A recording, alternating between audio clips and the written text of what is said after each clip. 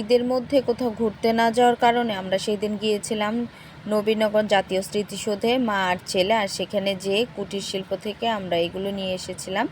এটা পিঠা বানানোর জন্য ছাঁচ এটা নিয়ে এসেছি। আর এটা একটা প্রদীপ, কিন্তু আমি নিয়ে এসেছি আমার বিজনেস পেজের একটা ফেস প্যাকের ভিডিও করার জন্য, তো সেটাও আপনারা দেখতে পাবেন। আর এই প্লেটগুলো নিয়ে এসেছিলাম। আর এই ছোট্ট একটা লবণদানি বাটি, এটাও আমি নিয়ে এসেছিলাম, এটা আমার কাছে ভালো লেগেছিল তার জন্য।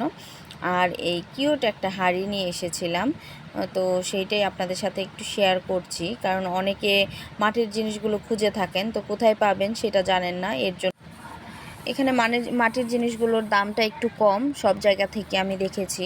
তো এই যে এই জগগুলোর দাম ছিল 400 টাকা করে। আর গরমের দিনে মাটির জগে পানি রাখলে পানিটা ঠান্ডা থাকে। তো আমি কিছু জিনিস দাম জিজ্ঞেস করেছিলাম। তো এই যে